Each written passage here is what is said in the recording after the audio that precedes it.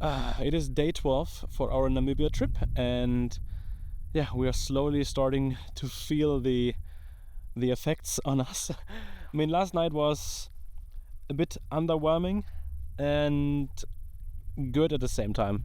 As you might have seen, we had a night at the Dune Star camp, and yeah, for our photos it was total shit. Honestly, there was so much light pollution, not only from the campsite itself, but also from all the lodges and small villages around, like Cecidium, which is like the town or lodge area in front of the entrance for Sossusvlei. There was so much light pollution coming from there. I mean, of course, it's nothing compared to the EU or something like civilized landscape, but for here, it's really annoying when you see like a light dome somewhere, especially when it's in the direction of the Milky Way course. So yeah, not so bad, not so good. So for me personally, I took the night off. Honestly, I just took three time lapses, and then went to sleep. It was like the first, no, it was actually the first night for me in a real bed after 11 nights. And yeah, I needed it. I had some very good sleep, and yeah, overall it was okay for one day, but just for a rest day, a little bit too expensive. Anyway, we have a really nice camp here. It's a lot smaller complex here, and with a nice room. We have a nice view. Yeah, that's all that matters.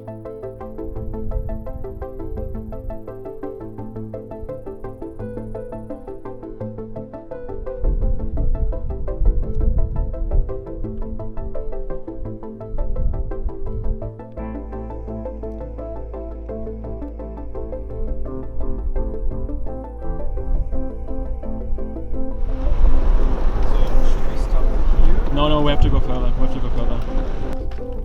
Alright, let's rig up the babies. Babies? The big guns. That's the big guns.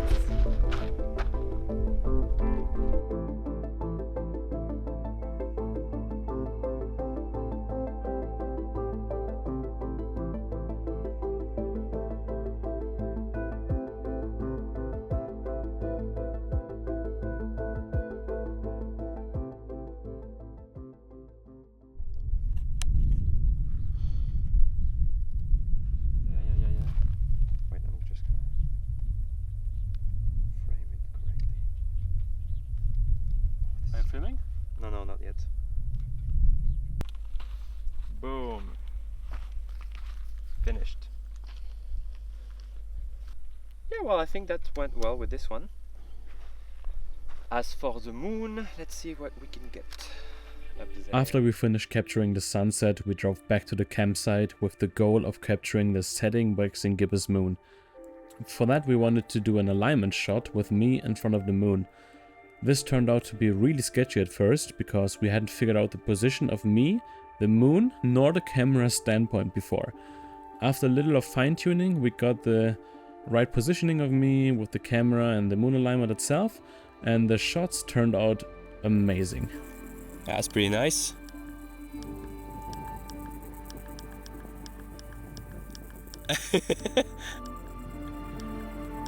Move a little bit around, just a tiny bit. Right, there's a bit of wind.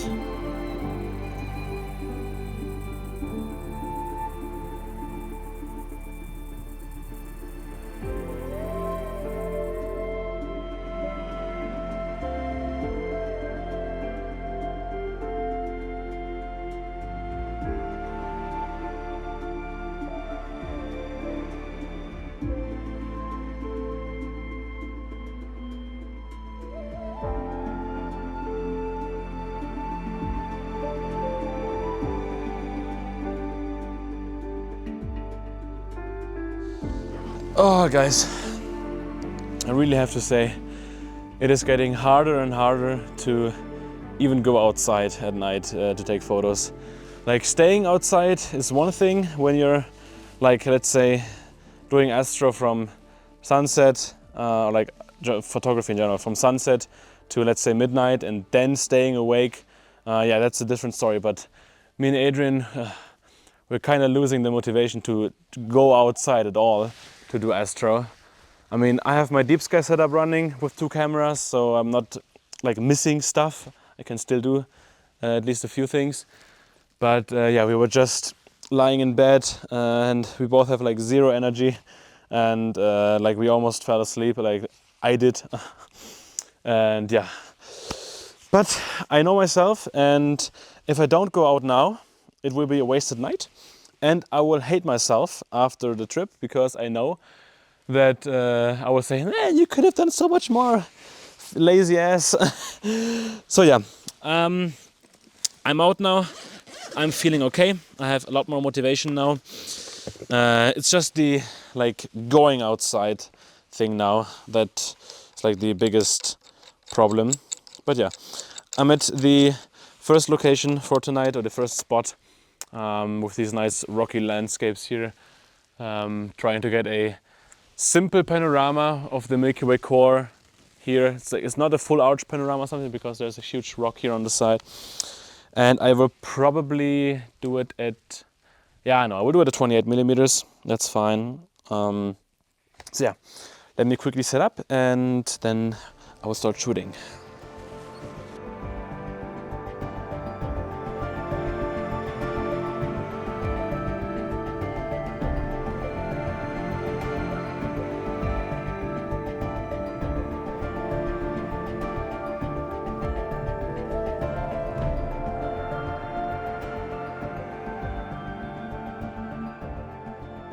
Okay, I'm now fully set up and I should be pretty much polar aligned, like as good as it needs to be for 28 millimeters.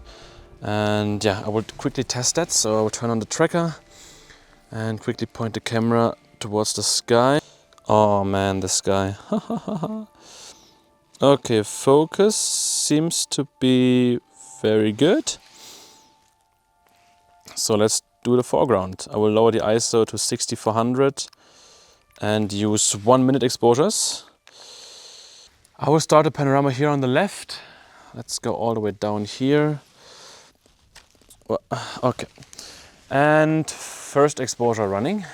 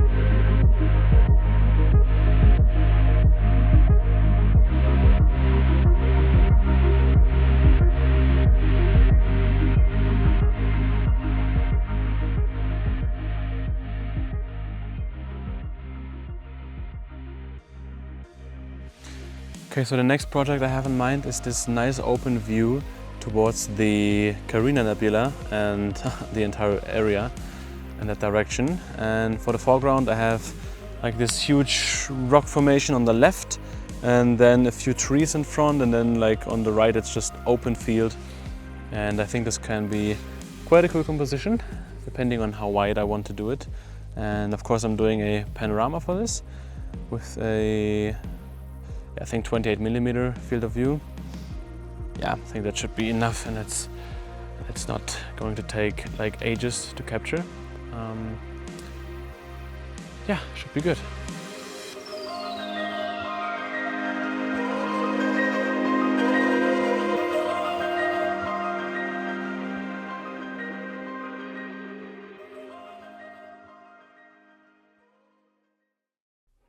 We really started to feel the impact of the moon in the following night.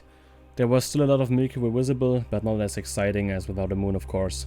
But the highlight of that night was probably the biggest fireball me and Adrian have ever seen in real life. And the funny part is that I missed the entire first half of it And even worse, both of us didn't capture it in the full extent in a single photograph. The only proof I have is an image that showed the brightness change of the night sky, as you can see here. Adrian even told me that some of his time-lapse shots were overexposed because it was so bright. Here's an example of how it roughly looked, but I would bet that it was even bigger and brighter. This crazy experience got even better after we heard a thunder-like rumbling sound in just a minute or even under after the fireball happened. And that night I also took barely any images, and this one was one of it. It's a 50mm panorama captured with the Folklander 50mm lens, which I will review in the near future. A little teaser for you, it's probably the best 50mm lens I've ever used for astrophotography.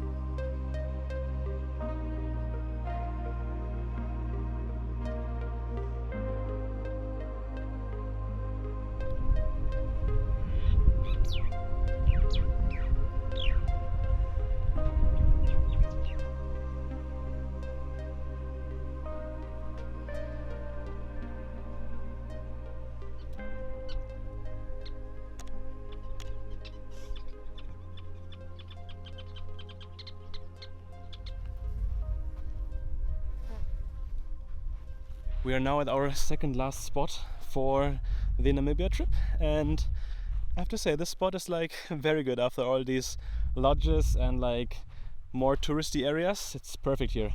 We are at Camp Gecko, and yeah, it's just a different world again. We are far from tourists, far from the just normal tourist life from Namibia. It's just back to camping. We have one of these nice tents over there where we can have we have the beds on the first floor, and then on the ground layer we have like little couch and shower and all that stuff. It's so nice. And also the lady, the host here, is super friendly, super nice. We are basically allowed to do whatever we want as long as we don't burn stuff or destroy stuff. Me and Adrian are just having a nice short walk here before the sun is getting too low, or like when the sun is getting in time-lapse area, I would call it. And yeah, we just found one of these nice trees over here. Yeah, it's just beautiful. You will see it. You will see it.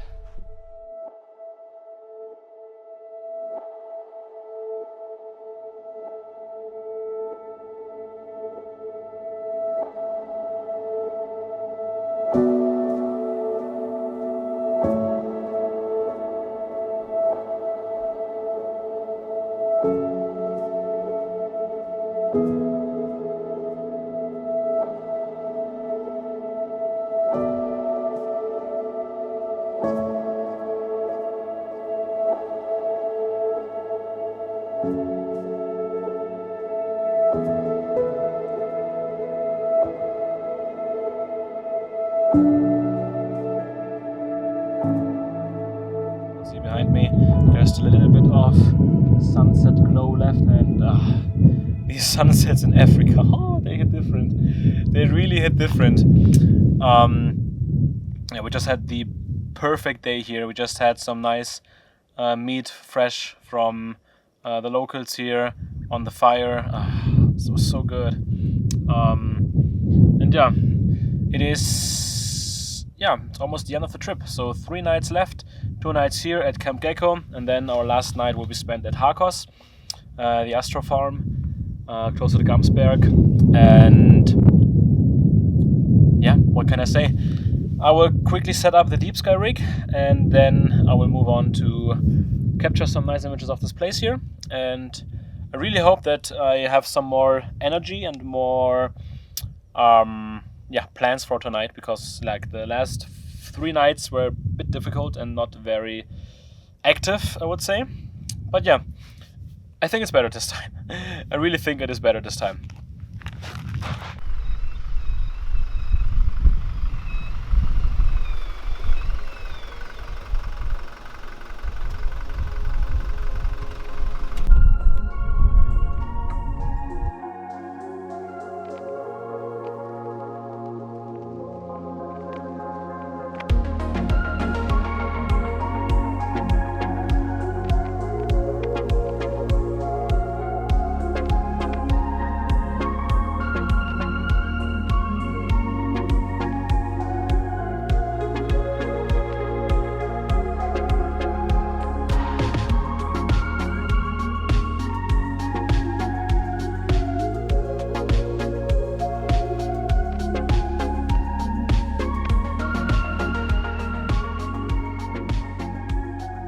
So with the deep sky setup running, I have all the time now to focus on landscape astro. And the first thing I want to do from this spot right here is a quick 360-degree panorama, just to remember the scene here and maybe come back and like VR experience to refresh the memories and also to get a nice shot, because with a 360 panorama you can reframe it however you want and it will look very cool. There's a little bit of wind tonight and I really hope that it dies down, because if not, I have big problems.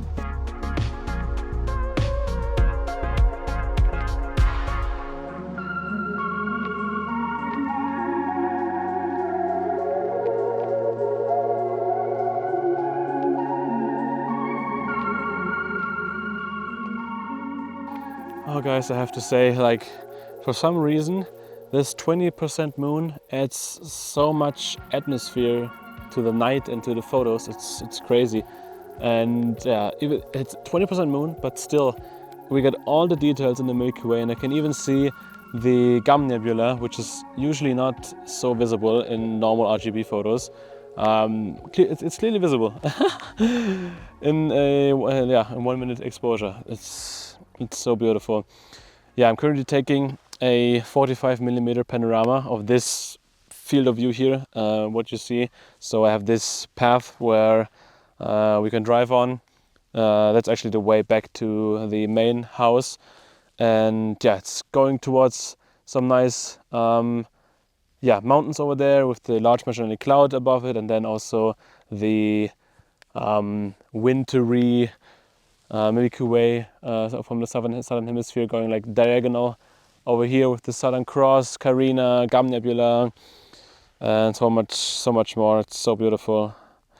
After this, I will probably turn around and do something with the moonlit mountains here and the landscape with the Milky Way core when it's still quite low on the horizon.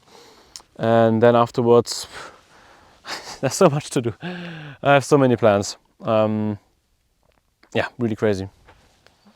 Just to show you the landscape here, it's so nicely illuminated, and when I pan up to the Milky Way you can see it's still so clear and contrasty. And I would say like this is the closest like camera to real naked eye like comparison that you can have. Like I would say that I see exactly the same on camera here, just in terms of the contrast and the structures in the Milky Way as I do with the naked eye, and it's still so mind-blowing to me. Like it's been over 2 weeks on this trip so far. No, today is actually like the 2-week mark, and it's just so good. Even up here, like the cul-de-sac nebula in the middle where the Southern Cross is, Carina, and then all the way up here. Like I would say after Carina is like the only part of the sky where it starts to get like very dim, and it's just an area with lots of bright stars. But other than that, very cool. Really, really nice.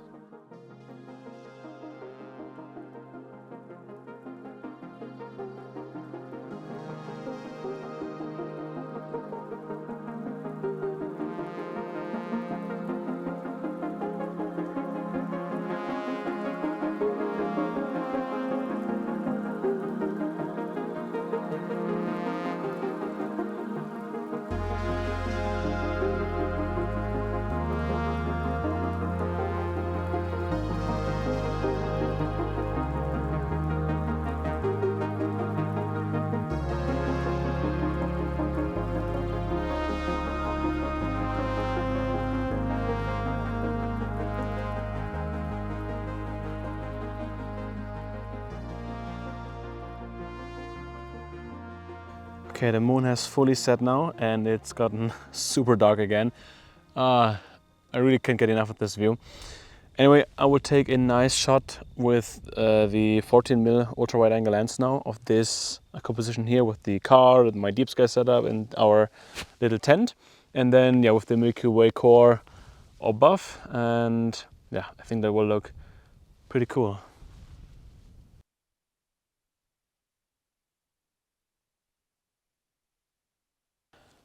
I have to say, the wind here is so unpredictable. It's not nice. As you can see, I had to move the deep sky rig closer to the car here because this is the only wind-free spot, like close to the camp. And I'm quite lucky that the wind is coming from behind me now. It's this time of the night again where the Milky Way is like almost perfectly vertical, and the core is slowly moving to zenith. And at this point, it's mostly deep sky time because all the like landscape stuff that you can do is, it's harder to do and also not so interesting. It of course depends on what you want to do, but with the Milky Way so high up, it's almost impossible to find some compositions with it. And the only other thing that's like looking nice now is when you face towards Carina, because it's getting lower and lower on the horizon now. That looks actually kind of cool. For me now, it's just sitting here, enjoying the sky a little bit. I have the 14mm currently on the Star Adventurer, and I'm taking some, just Milky Way only, some 12-minute exposures. I don't know, maybe like 20, 30 of them, to get a nice deep exposure for that. And then, I don't know what to do, honestly. And this wind also, it's so annoying. Like a lot of projects that I had for tonight are like ruined now again, because I wanted to do a lot more 50mm panoramas again, and with this wind, it's almost impossible, at least for tracking. I have a few shots for tonight, I'm happy, and I might wait a little bit now, and if this wind is not dying down, I might go to sleep, and maybe try to wake up in the morning at some, let's say between 4 and 5 again. It's currently just before midnight, and if the wind is still there, I'll just continue, and if not, then I will probably get up and get some nice shots of the Milky Way like setting behind me, and I can get a inverse Milky Way arch, like compared to the Milky Way arch that we get in the beginning of the night. We will see, we will see. These were some of the other shots that I took that night. I focused heavily on this single tree, which just stood out to me and just looks very cool overall. I did a mix of 14mm untracked and 35mm tracked panoramas for that, and then also purely focused on the sky afterwards with longer exposures.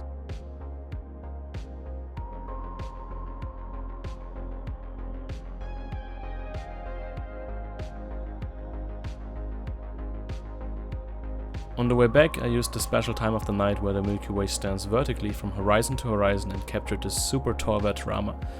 This could make a super cool print, honestly, and I might order one for myself to just remember this moment.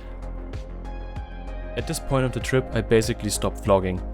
We spent one more night at Camp Gecko, enjoyed the time and had amazing food again, but I personally stopped taking images overall except for the deep sky rig. The next day, we really started to feel that the trip is about to end.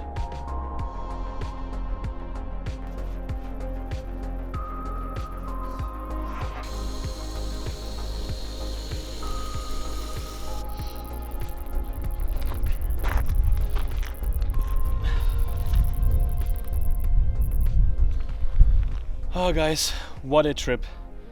We are now at the last spot for our trip, which is the Harkos Astro guest farm, and it's such a beautiful place. We are in the Gamsberg region again. I can just look at the Gamsberg over here, and it is very, very beautiful. And I'm just taking a nice HDR time lapse of the sun setting. I will try to do a HDR processing with the sunspots and the landscape visible at the same time. I'm not sure if it works. I've never done this before, and if it's not working, then I can at least use some of these shots here, because I really got a big motivation on this trip for sunsets, and photographing the sun with sunspots and getting the green flash and all that stuff. So we are actually like almost ready for tomorrow. Like Adrian has packed most of his stuff already in the suitcases. I also started with some stuff, and tonight will be chilled. I have one more project that I'm finishing with the deep sky rig, but other than that, I'm not sure if I'm even taking like very serious images tonight. I mean, I will talk to you later when it's night.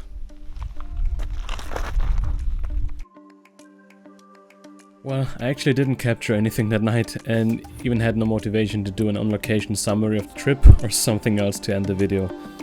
So now I'm here a few months after the trip, finishing up this vlog, going through all the memories again, and man, I had such a blast.